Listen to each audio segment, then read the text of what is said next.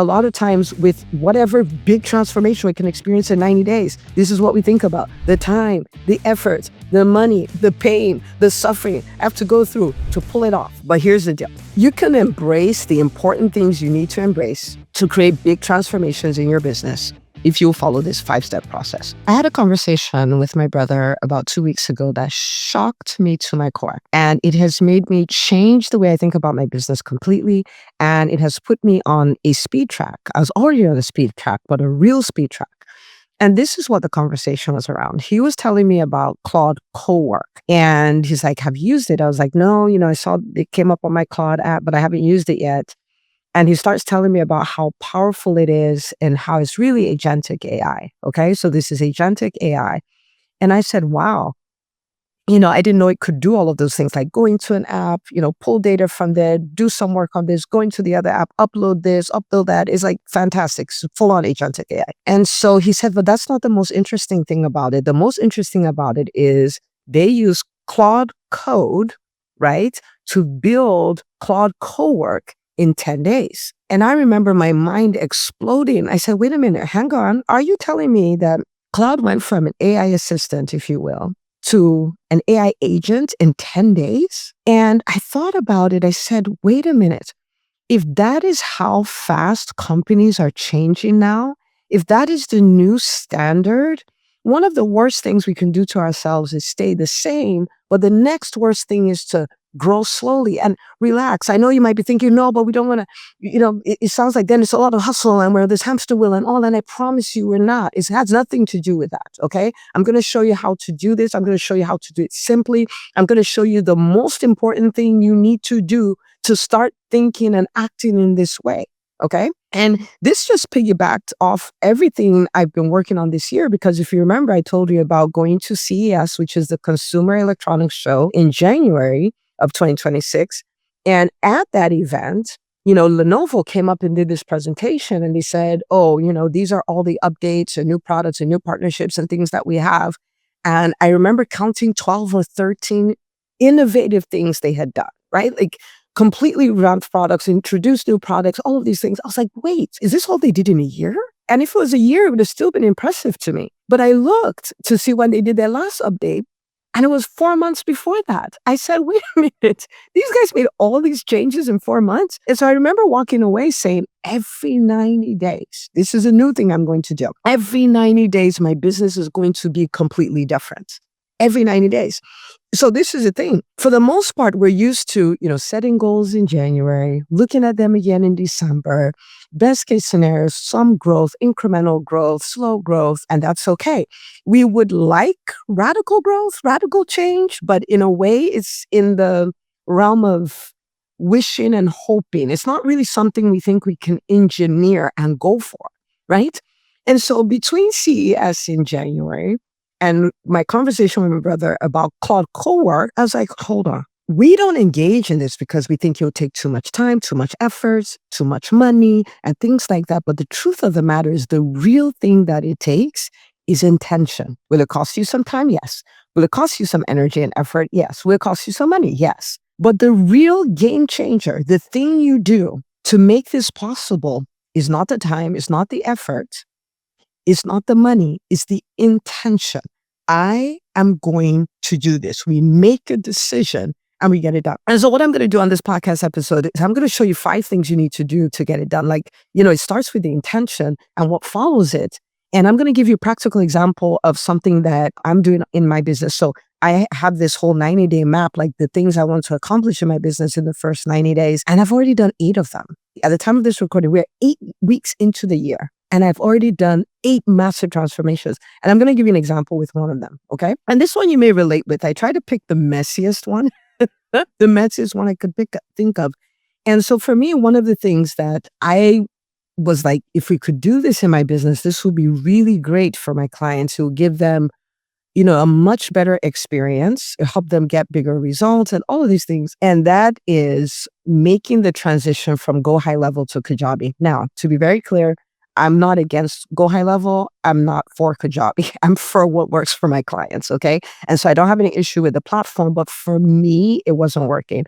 I didn't really like how The courses look like aesthetically. The login process seemed to be more complicated than it needed to be. There were so many issues with, I'm not able to log in, I'm not able to get in, my login doesn't work anymore. The email deliverability was a problem for us. And so many people sign up and then they can't find the email, they can't find the links to the calls and all of these things. And I was like, oh my goodness. But if you're somebody who has been a content creator for any amount of time, you understand moving from one platform to the other can be a complete nightmare. And if you're not a content creator, you're not a coach, or you don't do events and things like that, think about moving from one EHR company to another. It can be a nightmare. I have clients who did this recently. It can be a nightmare. However, not doing it has real cost. There's a real opportunity cost to it. Like, I knew doing things the way I was doing it, I am trying to build a world-class organization. I could not do it with what I had. I needed to change what was there if I was going to pull it off. If I wanted my clients to have a better experience, I had to do that, right? And so I remember thinking about it. I'm like, oh my goodness, this is going to be like, pulling teeth. And all of that stuff. I was going to say it's like doing a colonoscopy, and my GI friends are always like, stop saying that. It's not bad. So I'm not saying that. Okay. And I thought about it. I was like, oh my goodness, the time, the effort, the money, the pain, the suffering. And a lot of times with whatever big transformation we can experience in 90 days, this is what we think about: the time, the effort, the money, the pain, the suffering I have to go through to pull it off. Okay. But here's the deal. You can embrace the important things you need to embrace to create big transformations in your business if you follow this 5-step process. And the first step in the process is the most important step. And the first step is set the intention. Set the intention. For me, I had to come to the point where I'm like, okay, do I want to build a world-class organization or not? Do I want to support my clients at the highest level or not? Do I want them to have a great experience or not? The answer is yes. I want them to have a great experience, right? I am building a world-class company and all of those things. Okay, fantastic. Is there any pathway to getting there, keeping things the way they are? No, there is no pathway.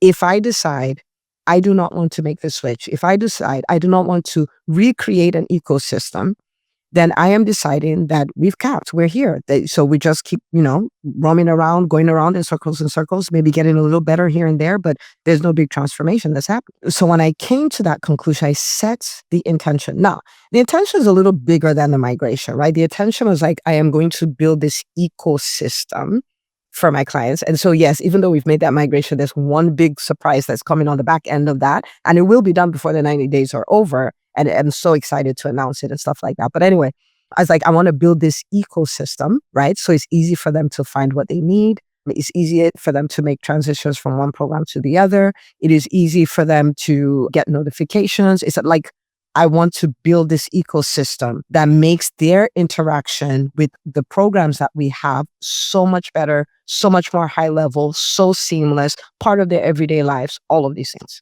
Okay. So the intention, I was like, forget the pain, forget the suffering, forget the time, forget the effort, forget the money. The intention. I am going to build what I called it is 8-figure ecosystem. I am going to build an 8-figure ecosystem for my clients. So whether they're in the EntreMD business school or they're in the profitable private practice movement or any of our products. And I was like, I'm going to build this. That was the intention. And I was like, done. This is happening. This is happening. I'm going to face it head on. This is happening. Okay. And so as we do this, the reason I'm giving you an example is I also want to think about your business. What is the thing in the way of a big transformation, right? It is time to address that thing head on. Or what is something that needs to happen for you to have this big translation? And you know what it is because you're scared of it and you're like, I don't want to do it. You're pretending it's not there. You're adding 22,000 things to your to-do list so you can stay busy and not have to deal with it. Now it's time to call it out. Okay. And so was I quote unquote afraid? Yeah. I was like, oh my goodness. Like, because I know I've migrated EHRs before. I know what this is like.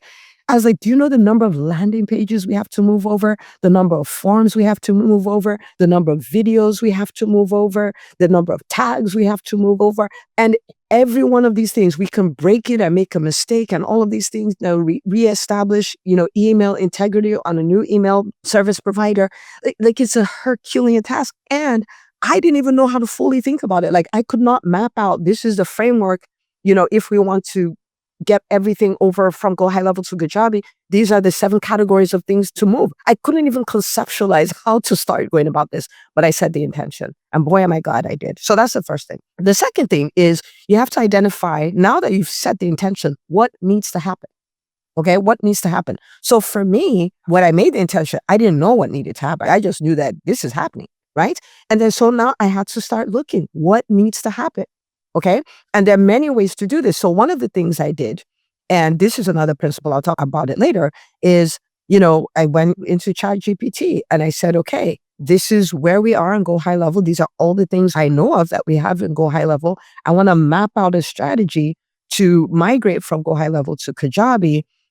How do I need to approach this? What are the categories of things that need to move? Okay.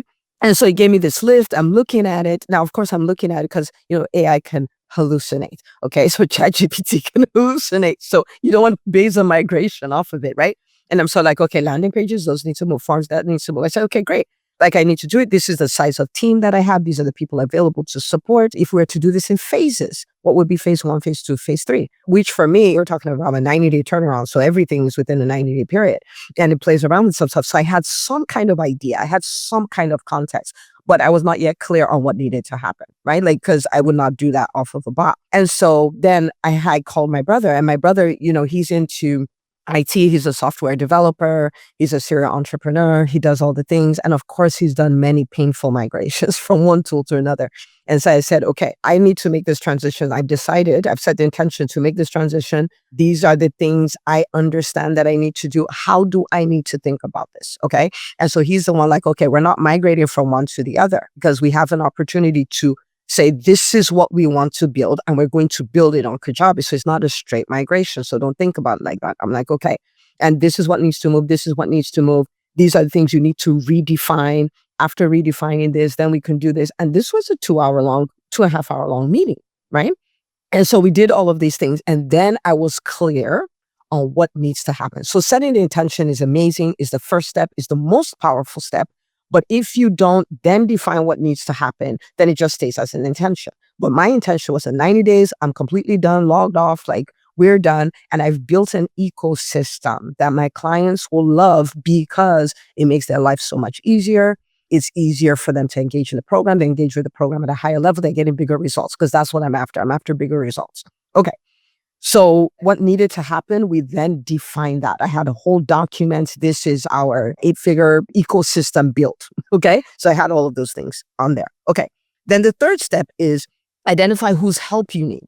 Okay. Identify whose help you need. Chances are, if you're going to make radical change, you do not have all the know-how, all the skill, all the expertise that you need to pull it off. And you have to lean on others to help you as well. And so for this project, first of all, I needed my brother's help. So I already told you about that piece, leaning with him even to figure out what was needed. I needed his help. And then I also needed somebody who was going to build out landing pages, transfer the forms, do all of those things, right? And so I hired a person, an ops manager, who I was going to get an ops manager anyway, but then this person could help me with all those things that needed to happen. And so for the thing you're thinking about, whose help do you need? We're not lone rangers. We don't do things by ourselves. We take help from other people as well. Okay. So that was number 3. Number 4, brace yourself for impact. Okay. Why do I say this? Because when you decide you are going to take on a project like this, chances are that things you expected will take 2 days, that will take 2 weeks. There are things that you thought this was the pathway, this is what needs to happen. And it turns out, no, that is not what needs to happen at all, and not in that order. Even in the midst of this, the first person I hired to help me to move the things over, I had to de-hire them. I had to fire them in the middle of this project. And so things are going to happen. You're going to ultimately get where you need to get. And for me, I'm still going to get there in the timeline, but there's going to be shakings and delays and things that don't work according to plan, and some things that will quote unquote fail, and all of those things. And you have to ahead of time brace yourself for impact. Like, things are going to happen and it's going to be okay. All the obstacles that come my way are designed to be overcome. I will overcome the obstacles and keep them moving. Okay. That's the way we want to think about this. We brace ourselves for impact. And this is something as an entrepreneur you want to do, period. Like you want to be that entrepreneur who has decided, challenges are going to come, obstacles are going to come, and I'm going to handle them. If you are going to be somebody who radically changes their business every 90 days, and think about doing that every 90 days, which means you do it 4 times a year, what kind of business will you have? But if you are going to be that person, you are going to be a person who redefines your relationship with challenges. Challenges don't mean stop. Challenges don't mean you suck. Challenges don't mean you're a bad entrepreneur. Challenges don't mean any of that. Challenges are just challenges. And if you are going to create radical change, you're going to move forward, you're going to have progress, you're going to do all of those things. Challenges will show up. They are there for you to overcome them. Think of them as weights in the gym. You lift them, you get better. You lift them, you get stronger. That's all that the challenges are about. So you will need to redefine your relationship with these things. And so the challenges have come, many of them on this one project, and we recognize as part of it, and we just keep you moving. Okay. And then number 5, it helps you against the sneaky thing that happens, right? Number 5 is immerse yourself in next level thinking. Okay. And what that means is, for instance, if you are going through, like I had a client who did this. Okay. So I had a client in the EntreMD business school who changed her EHR, changed her practice management system, changed her biller. Like she was working on these 3 projects at the same time.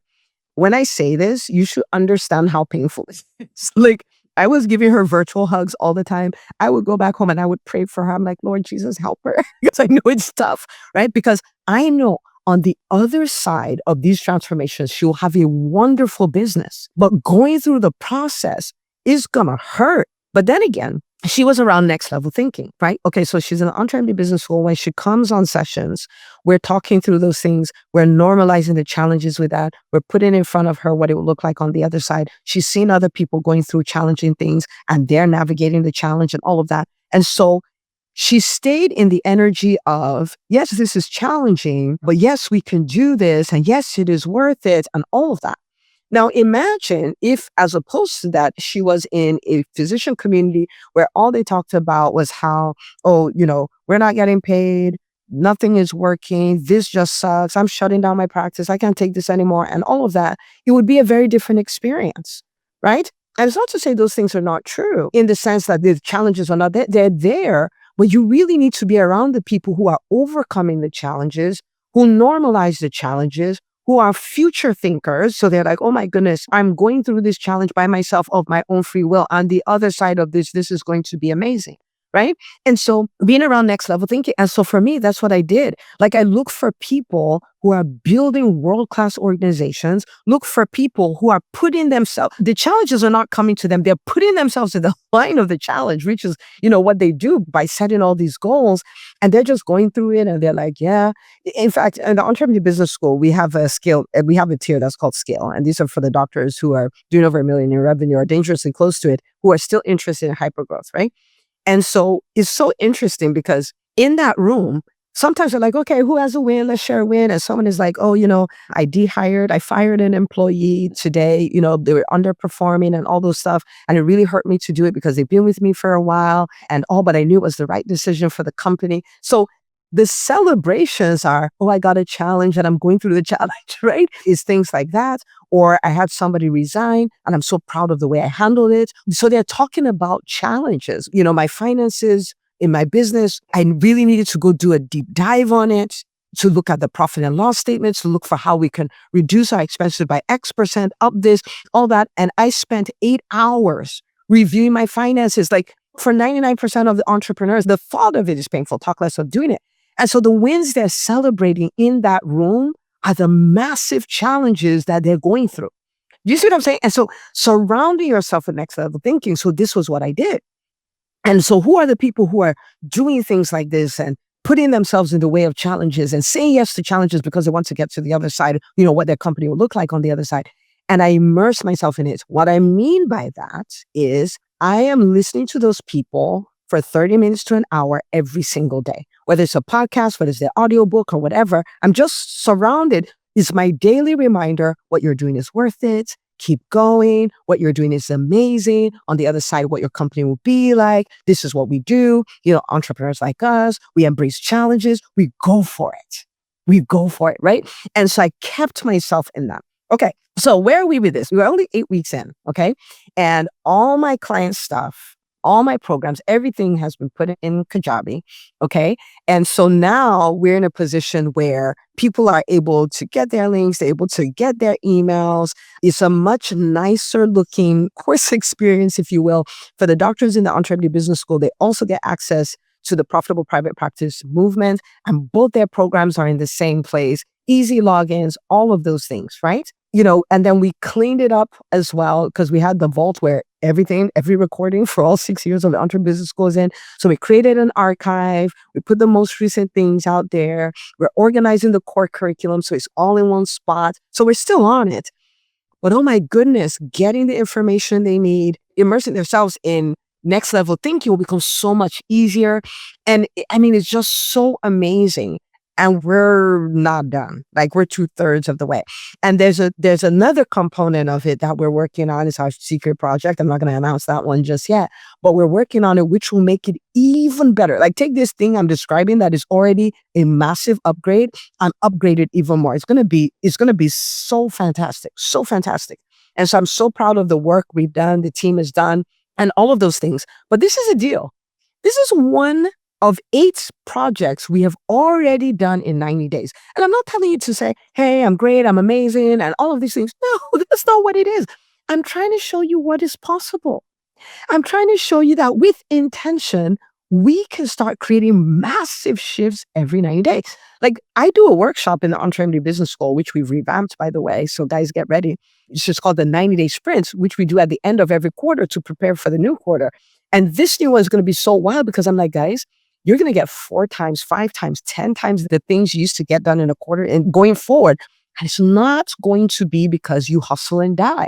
It's because you set intention, you focus on your focus. Now you'll be in a position to spot distractions, spot shiny objects and all of these things. And you say no to every last one of them. And in the same amount of time or even less time, you're going to get so much more done. Okay. So I'm in the middle of 8 projects. I'm talking about the ones we've practically completed.